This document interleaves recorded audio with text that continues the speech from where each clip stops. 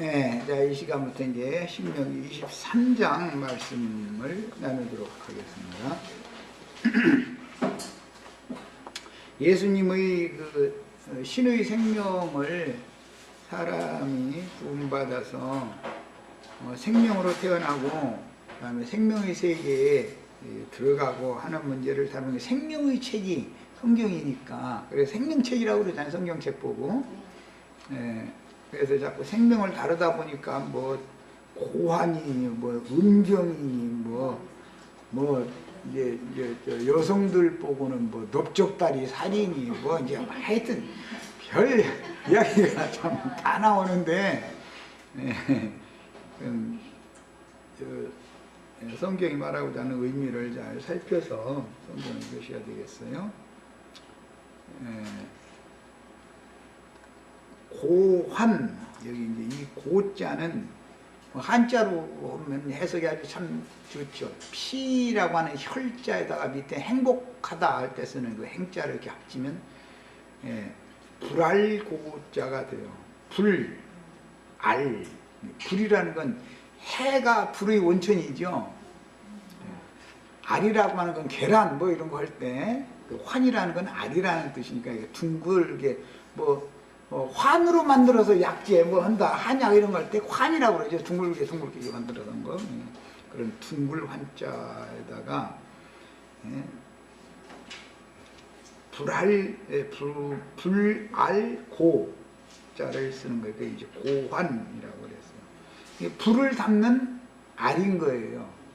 하나님이 보실 때 이것은 생명의 원천을 남성의 그 고환에 담아두는 것이죠.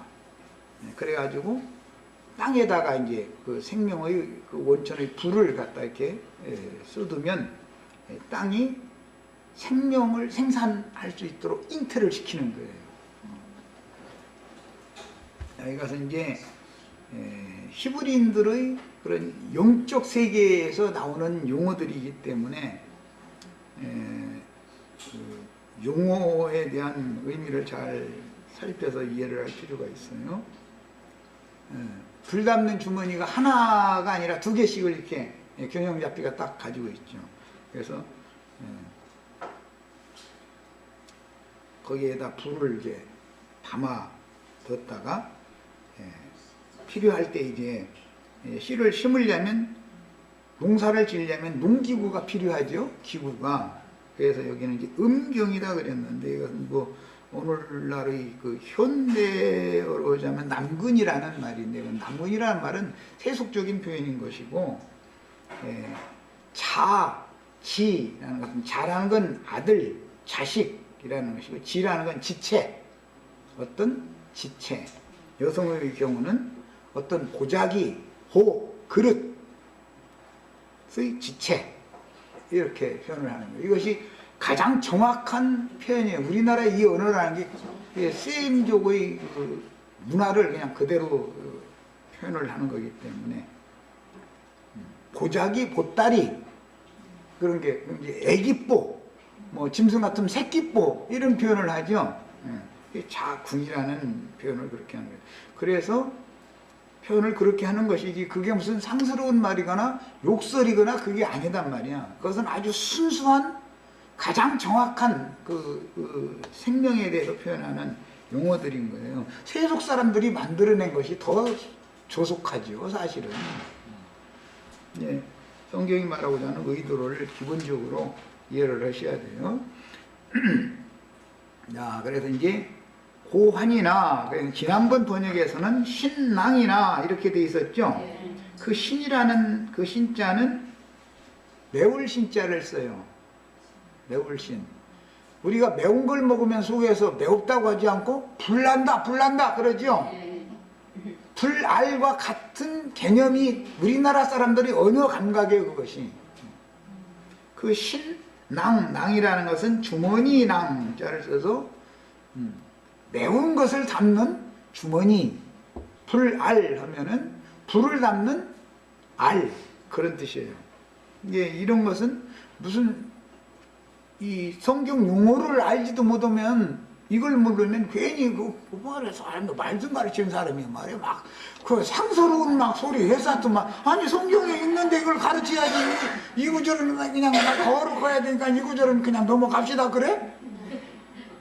성경에 있는 말인데 이것을 기본적으로 가르쳐야 말하고자 하는 의미를 이제 가르칠 수가 있는 문제인데 이게 절대 이상한 생각으로 들으시면 안 돼요.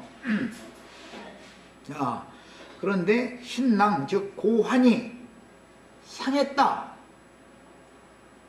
그런 것은 손상을 입었다 그 말이죠. 둘 중에 하나만 남아도 안 되는 것이죠. 아무리 건강해도. 그 다음에 음경이 잘린 경우 이런 걸 보고 이제 음경을 잘르는 경우는 거세한다 그러죠. 거세한다 그래요. 고안에서 음경으로 가는 그 선을 옛날에 이제 박정희 씨가 아주 참 무지막지하게 길거리 가는 사람 잡아가지고 와가지고서는 고안에서 그 음경으로 가는 그 선을 아주 그냥 그 실로 그냥 꼭꼭 묶어놔 버렸죠. 참 별짓들다.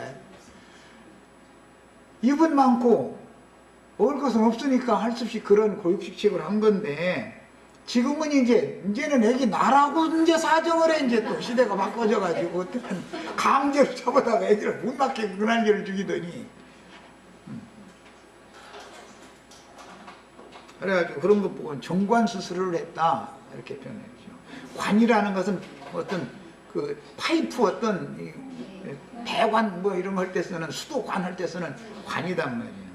그런데 그 신랑에서 신으로 가는 관을 갖다가 중간을 묶어버리면은 임신이 안 될 거 아니야. 이제 그런 고육지책을 썼는데 이제 지금은 이제 생각들이 딱 바뀌다 보니까 그런 어리석은 짓을 않죠. 자, 이것은 공동 번역에서는 아주 고어체로 번역을 해놓기 때문에 공동 번역은 로마교가 사용하는 성경 번역이에요. 그 번역은 불알이 터진 자나 자지가 잘린 사람이라고 정확하게 번역을 했어요. 이것은 무슨 욕설이 아니에요. 정확한 번역을 하는 거예요. 이렇게 해야 맞는 거예요. 은어를 너무 비약적인 은어를 자꾸 사용하다 보면 성경이 말하고자 하는 의미를 정확한 해석을 못할 수가 있으니까 직설적으로 이렇게 번역을 해주는 것이 참 좋은 거죠. 자, 고하는 신랑이라고도 한다. 이 용어를 이제 의미를 봅니다. 신랑, 문자적인 의미는 불을 담는 알 또는 매운 것을 담는 주머니. 예, 문자적인 의미는 그런 뜻이지만 히브리어의 원어는 다카라는 이 용어는 먼지, 티끌, 부수어지다, 으깨지다, 회개하다, 뉘우치다 그런 뜻이에요. 그러니까 그러면 아니 불 담는 그릇과 회개하다, 뉘우치다, 티끌, 먼지 그런 뜻이 무슨 관계가 있을까? 이해가 잘 안 되죠? 숙제 내줄 테니까 다음 화요일 날까지 다들 이게 무슨 관계가 있는지 논문을 한 편씩 써가지고 와서 제출을 하세요.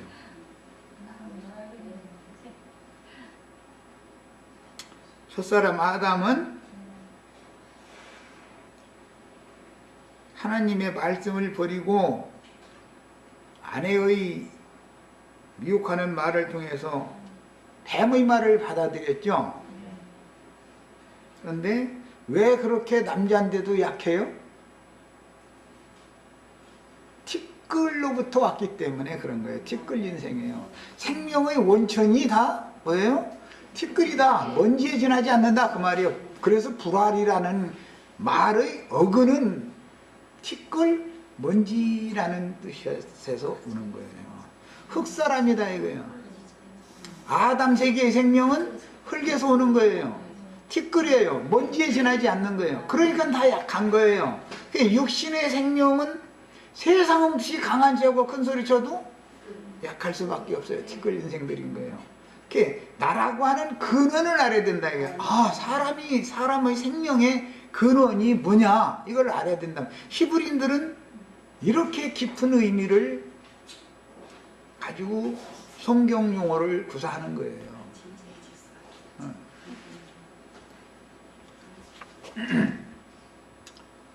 그러니까 티끌 인생은 하나님 앞에 연약하고 쓰러지고 넘어질 수밖에 없으니까 회개를 시켜서 하나님께로 돌아오게 해서 천국 농사를 잘 질 수 있는 건강한 씨를 보관하고, 또 농기구도 건강해야죠.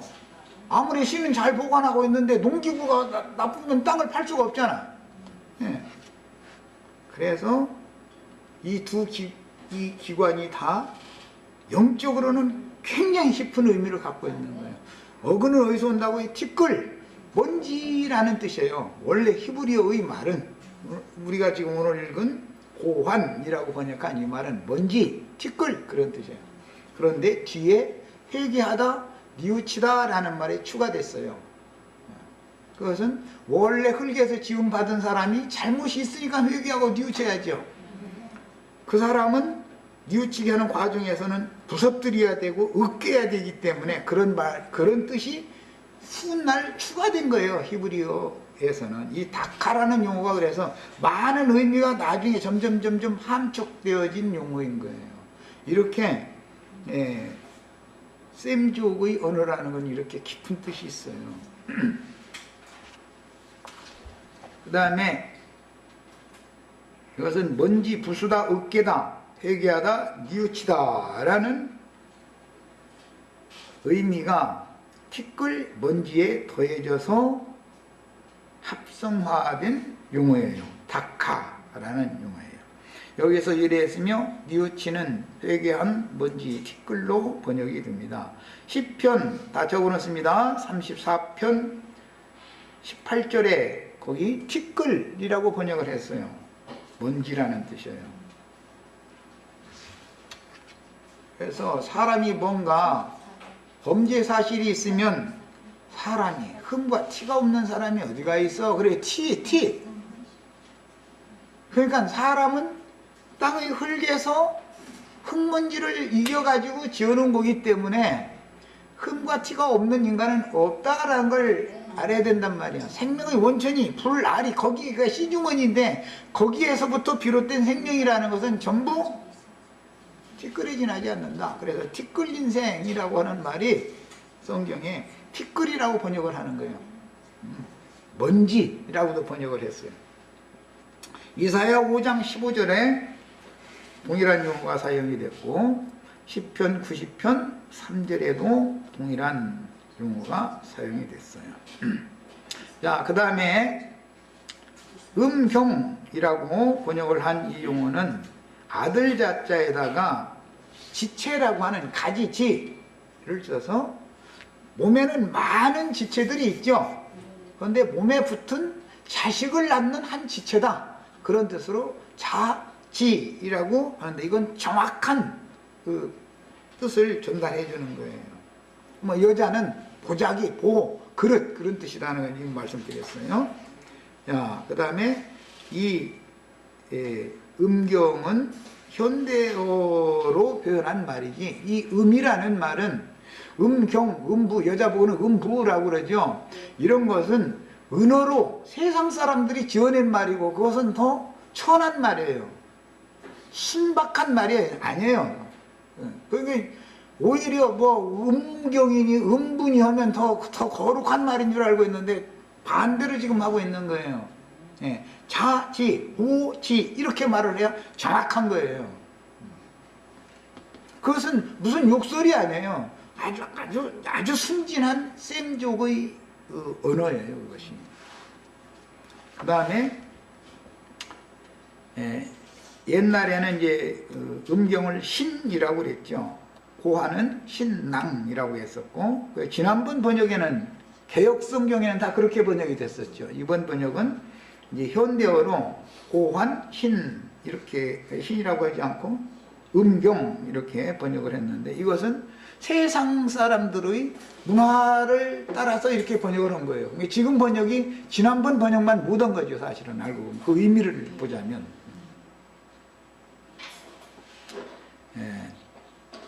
그래서 음경은 쇼캅라는 용어로서 이것은 현대어로 자면 남근을 말하는 거예요. 은어로 말할 때는 환도뼈 큰 힘줄 이렇게 표현을 해놨어요. 그럼 이제 그 역할이 뭔지 아시겠죠? 뼈인데 아주 뼈도 아니고 힘줄이야 또. 그렇게 은어, 그게 이제 은어예요. 성경에 나오는 은어예요. 환도뼈 힘줄을 치면 영적 할례를 표현할 때 그렇게 말하죠. 환도뼈 큰 힘줄을 쳐서 이스라엘은 짐승을 잡아도 그 환도뼈 큰 힘줄은 먹지 않더라. 이게 생식기관은 먹지 않는다 그런 말이에요. 자, 고한이 상한 자나 음경이 잘린 자는 여호와의 총회에 들어오지 못하리라. 그래서 이게 여기는 여호와의 총회에 들어올 수 없는 사람을 지금 말하고 있죠. 첫 번째는 고한이나 음경이 상한 사람들이에요. 그 다음에 2절에는 사생자는 여호와의 총회에 들어오지 못하리니 했어요. 우리나라 사람들의 용어도 이 사생자라는 건 애비 없는 자식 이런 말 많이 들어봤죠. 아버지가 누군지 모른다. 길거리 여자가 낳은 자식은 사생자라고 그러죠. 누가 아버지인지 모른다 이거예요. 남자가 하도 많이 거쳐갔기 때문에 그런 경우. 이게 굉장한 욕이죠. 이게 사생자라는 표현은. 이런 말이 욕이죠, 실제로는. 그리고 사생자는 여호와의 총회에 들어오지 못하리니 10대에 이르기까지도 여호와의 총회에 들어오지 못하리라 했는데, 이 히브리 성경의 어법에 대해서 노아의 때 내가 사람과 다시는 함께하지 않겠다. 그들이 다 육체가 되었기 때문이다. 그러나 그들이 날은 120년이 되리라 라고 말하는 그런 그 반전하는 어법을 잘 알아야 돼요. 여기 10대까지 여호와의 종회에 들어오지 못하리라 그러면 11대께는 들어올 수도 있죠. 그런 표현인 거예요. 노아의 심판이 영원한 심판이 아니죠. 120년이 지나면 구원이 될 수도 있죠. 성경 히브리어인들의 언어 화법이라고 그래요. 언어는 그렇게 하는 거예요. 근데 예외가 있어요. 성경을 읽을 때는 항상 예외라는 것이 꼭 있다. 이것을 알아야 돼. 우리는 지금 구원받은 것이 율법대로가 아니라 예외적인 그리스도의 법대로 우리가 구원을 받은 것이죠. 그런 거예요. 오늘 김정하 자매 신랑도 이제 자꾸 이제 교회 와서 말씀을 듣다 보면은 구원을 받게 돼 있어. 말씀 믿어지게 돼 있어. 이것이 진리이기 때문에. 말씀을 모르면 짐승인 거예요. 사실은 똑똑한 죄도 하나님 볼 때는 아주 우주의 이 생성과 운행과 이 창조되는 이치, 경영되는 이치 이런 거 이거 뭐 이제 진리라고 그러는데 그거에 대해서는 아주 무지하거든. 그래서 짐승이라고 그래. 그 다음에 사생자라는 용어는 히브리어로는 마무제르라고 그래서 이것은 서자라는 것은 일부 다처제를 실행을 하면 서자라는 게 당연히 나올 수 있죠. 그럼 서자들이 많겠어요? 적자들이 많겠어요? 서자들이 훨씬 많죠. 첩은 여러 두어도 되니까 본처는 딱 하나예요. 그러니까 본처가 아무리 자식을 많이 낳아도 여러 여자가 낳은 것만큼은 못 따라갈 거 아니에요. 그런 경우를 본초 외의 여자가 낳은 경우를 사생자다 그래요. 원문 뜻은 그런 뜻이에요. 그 다음에는 근친상간으로 출생된 자. 이건 뭐 참 특별한 경우지만 모압 족속, 암몬 족속 같은 경우 근친상간으로. 그 다음에 이민족과 혼혈되어져 있는 그건 잡족이라고 번역을 했죠. 우리 한글 번역에는. 순수한 히브리족이 아니단 말이에요. 이게 잡족이라고 그랬어요.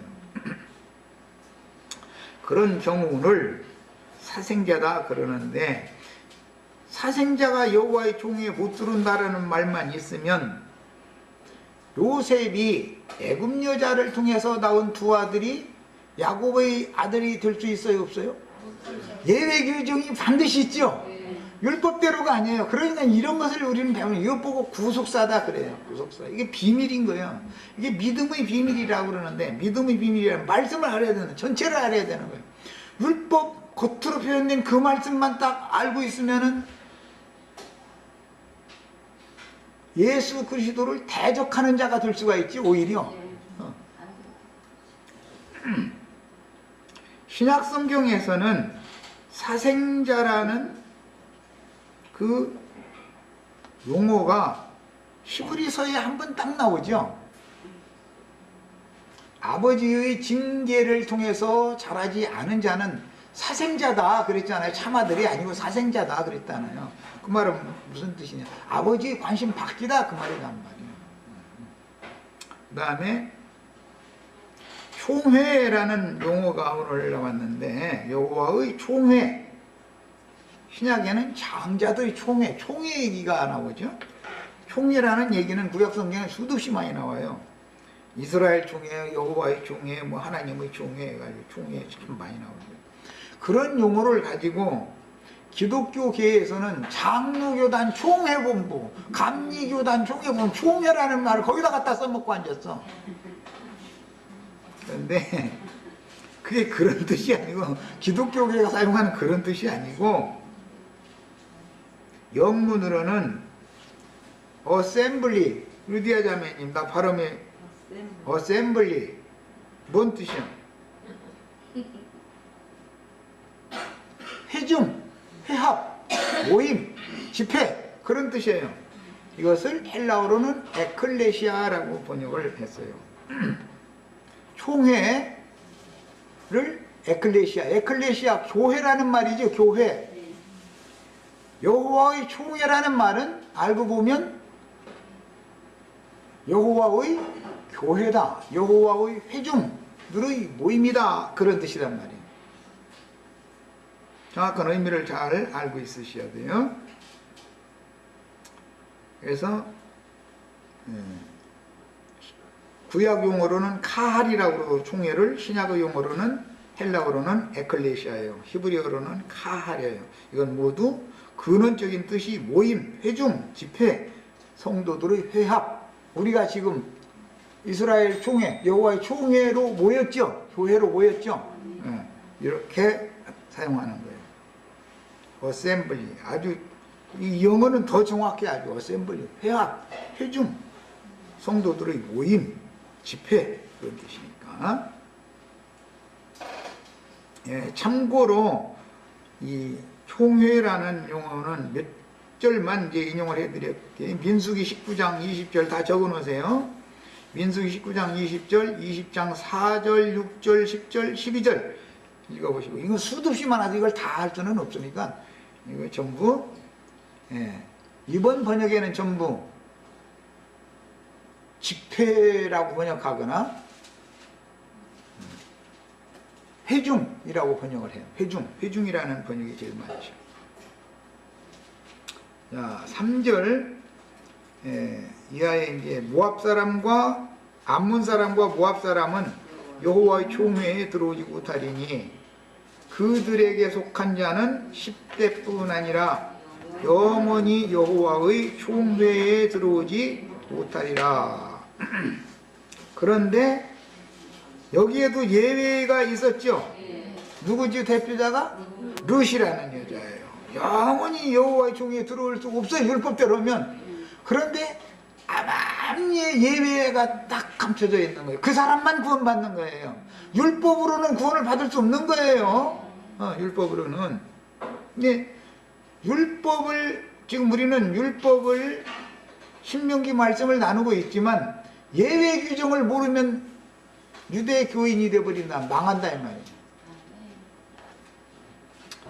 자, 4절 그들은 너희가 애굽에서 나올 때 떡과 물로 너희를 길에서 영접하지 아니하고 메소포타미아의 부돌 사람 부올의 아들 발람에게 뇌물을 주어 너희를 저주하게 하려 하였으나 이 사건이 민수기 22장에서 25장 사이에 길게 나오죠.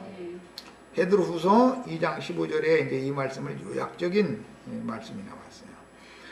내 하나님 여호와께서 너를 사랑하심으로 내 하나님 여호와께서 발람의 말을 듣지 아니하시고 내 하나님 여호와께서 그 저주를 변하여 보이되게 하셨나니 내 평생에 그들의 평안함과 형통함을 영원히 구하지 말지니라. 모압과 암몬 사람들은 이 생에서는 형통하고 평안하게 잘 지낸다 그 말이죠. 그런데 너희는 여호와의 총회에 들어올 사람들은 모압과 암몬 사람들의 형통과 평안을 구하지 말아라. 영원히 그거 구하지 말아라. 예배당 사람들은 모이면 다 모압 사람들의 발람의 축복,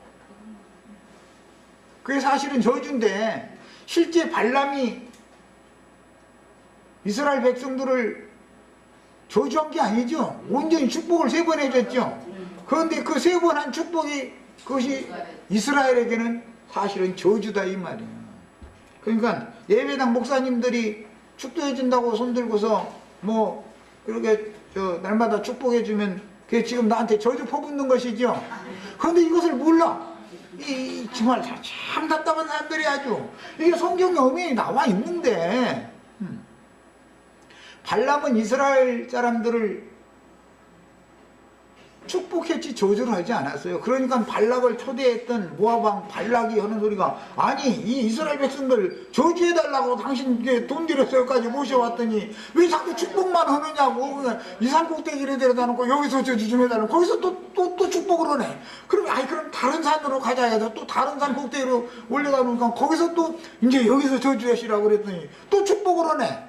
아니 그러니까 나중에 화가 나가지고 이제 아이 당신 괜히 돈 들여서 말이야 데려가네 말이야. 내가 지금 잘못했다 그러니까 나중에 귀에다 대고 내가 헐렉이 있어 그러고서는 그 귓속말 딱 듣더니 그냥 그 약속한 대로 돈을 잔뜩 주더라는 거예요. 그냥 편안하니. 그럼 이제 축복 3번 해주고 이제 돈 받아가지고 갔는데 그것이 알고 보니까 저주더라 이거예요. 그게 뭐냐, 세상의 축복을 받으면 모압 여자들이 우상 숭배하는 신전 제의에 이스라엘 장로들 다 초대해가지고 내가 축복 3번 해줬으니까 이리 와봐, 이런 귀 좀 빌려줘봐 이렇게 하고서는 뭐냐면 당신네들 회당에서 당신네들 신에게 제사할 때 이스라엘 장로들 다 초대해가지고 막 양껏 먹여 양껏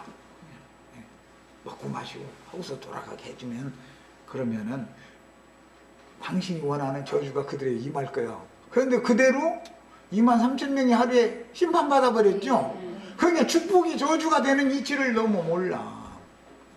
육신적으로 복받으라고 축복을 빌어주면은 이 미친놈이 내 영혼을 위해서 지금 이 저주를 퍼붓고 있네 이러고서는 강간을 안 당하고서 나와야 되는데 축복해준다고 하면 막 나자빠져 막 좋아 죽는데 아주 그냥.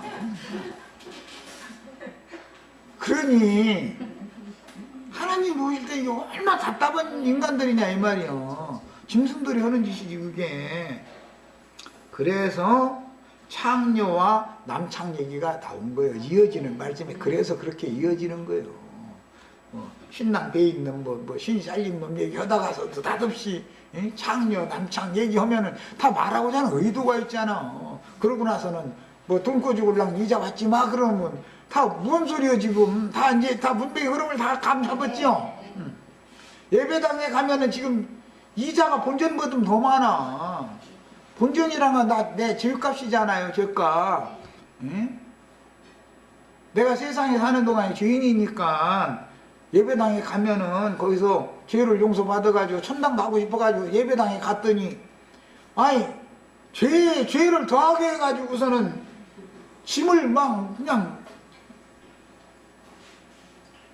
초등학교 때 옆에 친구가 연필도 막 떨어뜨린 거 뭘 훔쳐다 쓴 것까지도 그거 계속 우려먹어. 그냥 계속. 그래가지고 막 아니 죄를 점점 더 쌓아버려. 당신 어제 말에 누가 어디서 만나기로 했고 약속 오겠다며 그 거짓말하면 쓰냐고 막 이러고 말이야. 이래서 하면 인생이 갈수록 오래 살수록 죄가 더해져요, 죄가 감해져요? 그러니까 오래 살지 말아야 돼. 그들이 말하는 대로 정말 죄 안 지려면 뱃속에서 죽어버리는 게 나아. 이스라엘 사람들은 모든 걸 생명에 초점을 맞추기 때문에 신랑이니 뭐 신이니 신랑이라고 하지 않고 고환이니 음경이니 이런 말을 하고 뭐 넓적다리 살이니 뭐 환도뼈 심줄이니 뭐 이제 이렇게 언어도 사용하고 이제 이런 것은 전부 모든 게 하나님의 말씀은 생명에 맞춰져 있다. 생명의 책이다 이거요. 성경이라는 건 생명책이죠. 자, 그래서 셈족들은 태어나면은 이미 한 살 먹지요.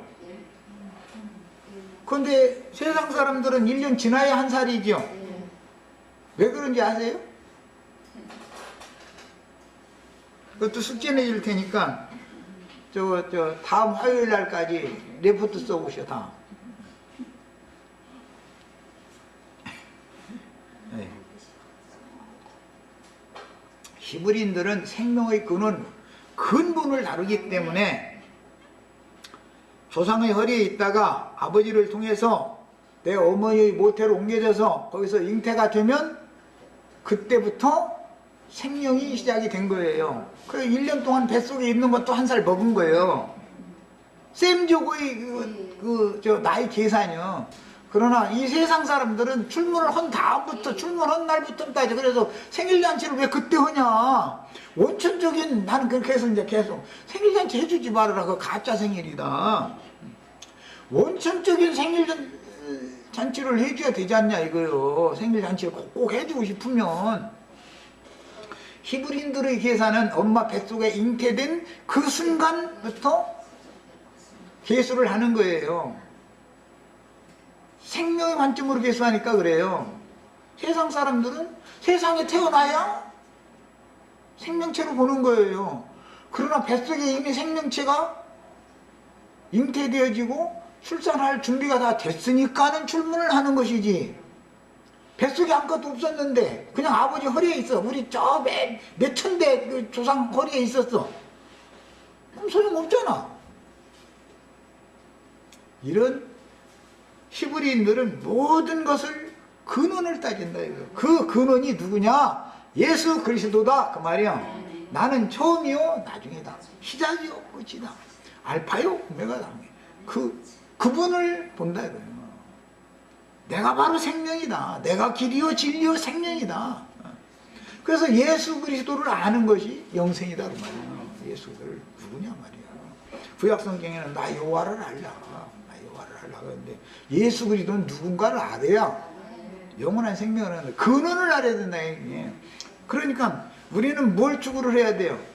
나는 어디로부터 왔는가, 보냄을 받아서 세상에 지금 왔는가, 이거 어디로부터라는 것부터 말해야 된다 이 말이에요. 시작부터 알아야 되는 거예요. 궁극적으로 나는 어디로 돌아갈 것인가를 알아야 된다 이 말이에요. 이런 거 보고 진리라고 그래. 우주의 조물주이신 예수 그리스도, 그분의 말씀 세계로부터 보냄을 받아서 다시 그분이 말씀 세계, 말씀이 빛이기 때문에 빛의 세계에서 보냄을 받아서, 문자적으로 보면 불 아래라는 말이 해가 불의 원천이에요. 그러니까 불 아래다가 불을 담는 그게 주머니다, 이제 알이다, 그런 표현이 히브리인들의 사상에서 이게 정신 세계가 그렇다고요. 그 뭐 실제적으로 이 지구가 생성된 것 자체도 태양의 파열로부터 어떤 한 점 조각이 떨어져 나와가지고 지구가 되었다고 보는 거예요. 히브리인들은 그렇게 보는 거예요. 원천적인 불의 근원인 태양으로부터 나머지 별들이 다 떨어져 나온 것이다. 쪼가리들이다. 그렇게 보는 거예요. 이 히브리인들의 그 영계를, 그들의 영적 세계를 우리가 알아야 된단 말이야. 매사를 다 근원을 알아야 되는 거예요. 신약성경이 사도행전에도 그랬죠. 누가가 의사고 그 사람은 굉장히 학식이 많은 사람이에요. 뭐 예나 지금이나 오늘날도 의사 되려면 공부 제일 잘해야 돼. 고등학교에서. 그 사람이 예수 그리스도는 누구인가 대하여 근원부터 자세히 살펴봤다고 그랬어. 사도행전 시작에. 그런데 그 근원이신 그분이 바로 예수더라. 예수님이 그 원천적인 근원자가 이런 과정을 써서 이런 일을 하시고 지금 살려주는 영, 생명주는 영이 되어져 가지고 오셨다. 그 얘기를 하는 얘기가 사도행전으로 이어지는 누가가 쓴 말이잖아요. 자, 이처럼 이 셈족 히브리인들의 개념은 영의 세계라는 것은 모든 것을 다 근원에서부터 따진단 말이에요. 근원, 시작 출발점이 잘못되면 결과에 가서는 너무너무 엉뚱한 데로 가버리죠. 뭐 이제 여성들이라 그걸 잘 모르겠지만 올림픽 같은 걸 때 보면 활 쏘는 거 그거 많이 보시죠. 타겟을 이렇게 딱 정해놓고서 거기다 활을 쏘는 거예요. 표정물을 만들어 놓고 여기에서 조금 흔들려서 나가면 여기서 출발지점은 같은 거 같은데도 저쪽에 타겟에 가서는 엉뚱한 데로 가버리죠. 출발이 정확해야 된다 이거예요. 자, 믿음의 처음 시작이 중요한 거예요. 회사가 다 그래. 신앙생활이라는 것은 근원을 가르쳐야 되는 것인데 근원은 모르고 무슨 신학교에서 뭐 배웠느니 막 이래가면서 조직 신학이 어떻고 막 이런 거나 해서 신학적으로 쪽으로 해서 막 쩍쩍 하는 놈들은 전부 다 그게 남창 놈들이요. 그게 개지 돼가지고 돈 버는 놈들이요. 그게 전부. 개라는 건 몰지각한 목자들을 말하는 거예요. 그래, 개들을 상가고 손할례당을 상가라. 개들은 성 밖에 있으리라. 개들은 영원한 불못에 들어가리라. 다. 왜 개들, 하나님이 무슨 세상에 있는 강아지가 미워가지고 그렇게 했겠어요? 세상에 강아지가 왜 하나님한테 미움을 당하겠어? 그런 말이 아니다 이거예요. 자, 이제 본론 내용으로 들어가겠습니다. 신명기 23장 1절로 6절에 나오는 이 단락은 신명기 22장에서 연결되고 있어요. 연결을 되고 있는 거예요. 그러니까 전부 생명을 다루는 거예요, 지금. 남녀 관계를 앞에 다뤘었죠. 자, 지금도 생명을 다루고자 하는 거예요. 자, 인용한 본문에 의하면 이스라엘이 총회에 들어올 수 없는 자들이 구체적으로 기록되었는데 하나님의 본심은 사실은 모든 사람이 구원을 받으며 진리를 아는 데 이르기를 원하시는 분이기 때문에 하나님의 본심과 이 율법은 사실은 알고 보면 안 맞죠? 이런 사람은 여호와의 총회에 들어올 수 없다 그랬으니까 하나님의 본심이 아니잖아요. 야, 율법대로 하면은 세리와 장교와 모든 죄인들은 여호와의 총회에 들어올 수 없는 거예요. 그런데 이게 반대로 바꿔질 수가 있단 말이에요. 예외가 있는 것이다 이 말이에요. 그래서 유명한 목사들이 뭐 몇만 명 모이니 몇천 명 모이고 몇만 명 모이고 뭐 심지어 몇십만 명 모인다고 떠들어쌌는데 거기는 보면은 전부 창녀촌이다 이거예요. 그게 음녀의 집이다 이거예요. 그래가지고 창기와 남창이 지금 이 말씀대로 개지랄 해가지고 지금 이러고 있는 거예요. 이런 것이 성경에 이렇게 정확하게 나와 있는데도 왜 자기네들 뭐 개지랄하는 남창이라고 하느냐고 이러고 앉았다 이거예요. 예수님이 오셨을 때 예수님을 죽이려고 대적하고 해방하던 예수를 믿은 사람들이 우리 어머니, 우리 아버지는 아브람과 사라니까 우리는 음란한 데서 난 자들이 아니고, 즉 말하자면 우리 어머니가 창녀도 아니고 우리 아버지 남창이 아니다. 우린 다 아브람과 사라의 자손이다. 그래서 나도 알아. 너 육신적으로는 아브람과 사라의 자손이 맞아. 그러는데 너희는 사실은 마귀 새끼들이요. 이제 예수님이 이런 거예요. 너 애비는 마귀다 이런 거예요. 그러니 아브라함을 마귀라고 한 것이지, 말하자면 그 유대인들의 생각에는 아브라함이고, 응? 아브라함과 사라 자식이라고 자신하고 있었는데 우리는 음란한 데서 난 자들이 아니고 아주 그냥 거룩한 백성이라고 아주 자부하고 있는데, 아니야 너희는 아주 그냥 마귀 자식들이야. 이제 이러니 돌 들고 덤벼서 치려고 하는 것이 이해가 돼요. 나도한 형제가 어떤 목사님들 보고 자꾸 이런 얘기하면은 그 사람들이 참 옳은 말씀 잘 가르친다고 이렇게는 절대 안 해요. 그 사람들은. 우리 지금 막 목회 성공해가지고 막 예배당 얼마나 크게 줘놓고 막 이렇게 해서 다 지금 막 하나님 일을 하느라 충성을 다하고 있는데 뭔 소리냐고 이러고 앉았지. 내가 보기엔 전부 그게 개지라라고 앉았는 거예요.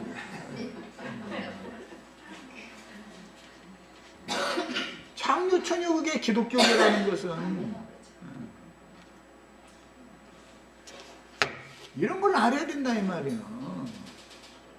신앙의 진실함과 순결성을 지키는 것이 얼마나 중요하게 성경에서 여겨지는지 이것을 알아야 돼. 거룩한 하나님인데 거룩하고 흠이 없는 영광스러운 교회에나 장가를 들러오시는 것이지, 음력교회에 왜 장가를 들러오시겠어? 이미 마귀의 것이 되어졌는데.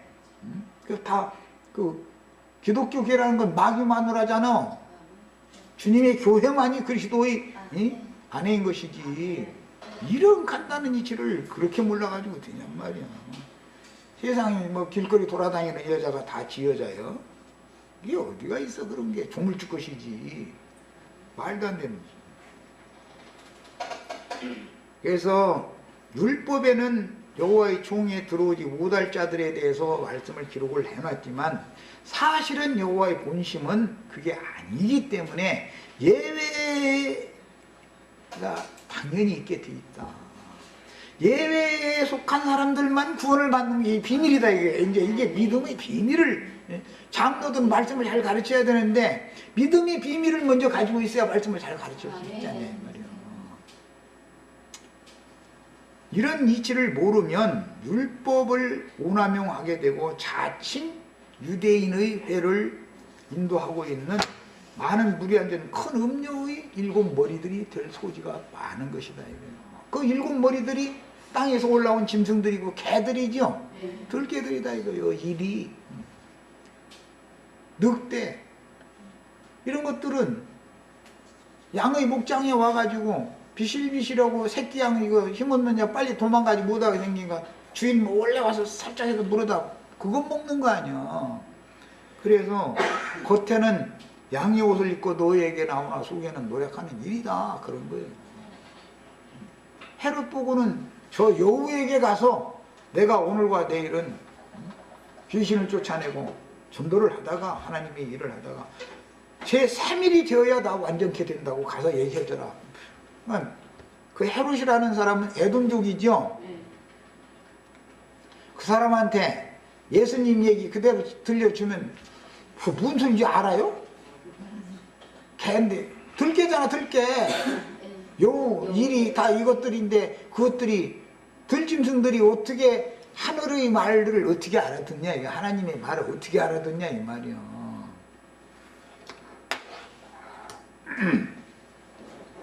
나는 근본적으로 티끌에서 왔고 먼지에 지나지 않는다는 것을 깨닫고, 나는 연약한 존재일 수밖에 없다는 걸 깨닫고, 그걸 깨닫게 하는데 하나님이 얼마나 후려쳤는지, 으깨지다 부수어지다 라는 말이 거기에 추가된다는 거 아까 말씀드렸어요. 그 다음에 뉘우치다 회개하다가 나오는 거예요. 이 세 가지 뜻이 있어요. 흙, 그 다음에 티끌, 그 다음에 먼지. 원천적인 용어는 그 용어예요. 불알이라는 용어가. 그런데 거기에다가 으깨지다 부서뜨려지다 그런 말이 추가된 거예요. 나중에 뉘우치다 회개하고 돌이키다라는 말이 더해졌어. 이렇게 히브리어라는 게 복잡해. 자, 첫 시간 여기까지 해서 봤습니다.